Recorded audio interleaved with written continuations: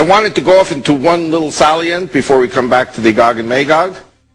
And it is how the Saudis are working to take over America. Don't forget, 30 years ago, there were no Muslims in America. All of a sudden now you have 20 million Muslims. It's like Europe. Every country has a key to open it up to Islamic immigration. And that is the story of Duke University. How many people remember the story of Duke University? Okay, so that's something I told many years ago, and it's in my first book. Duke University is an example of how the Saudis are taking over America. Duke University in North Carolina, Chapel Hill. It's not Ivy League, but it's not a bad school. I would say it's a B-level college.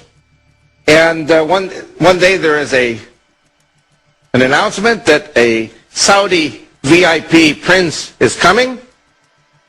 And so everybody gets ready for the meeting. And the VIP prince comes and gives them a check for $23 million in appreciation for the good work that Duke University is doing. By the way, no strings attached.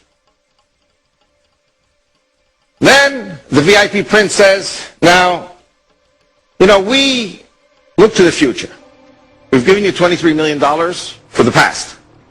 Now, for the future, Duke University is a good university. It's an international level university. But how can you be international level if you don't have an Islamic studies chair? Islamic, Arabic studies chair. And of course, you Americans don't know anything about the Middle East. So we Saudis will give you another $23 million. Does that get the attention of the university? And we Saudis will give you professors. By the way, professors means missionaries. Islamic missionaries. And we will give you 500 male students who will pay full room, board, and tuition. So you're talking now about $80 million, $90 million coming into the university. Is the university going to say no? So now Duke University has an Islamic chair. 500 freshmen, full room, board, tuition. Second year, another 500 freshmen come. The first 500 freshmen become sophomores. Third year, it's up to 1,500 because the sophomores become juniors. And in the fourth year, they have 2,000 young male Muslim students because the juniors became seniors.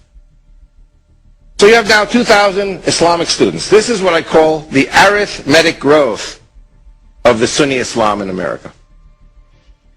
Now, what's the problem here?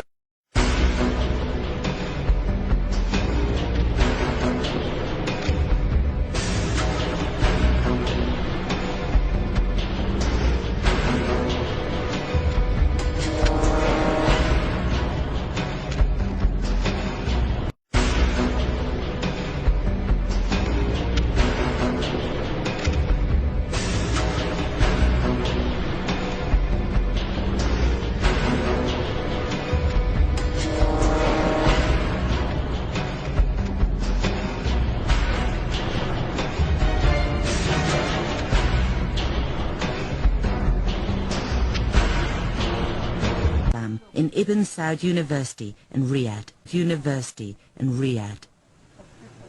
He wants to see religious police operating on the streets.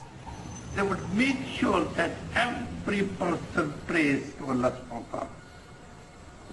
Sometimes, every woman will be covered, from the top to the toes, hijab. Otherwise the police will just collect them.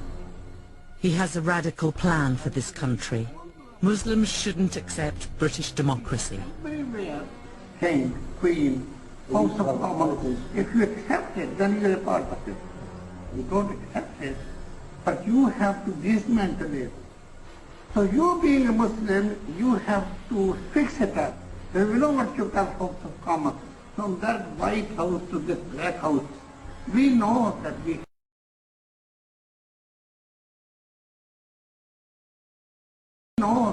have to dismantle it.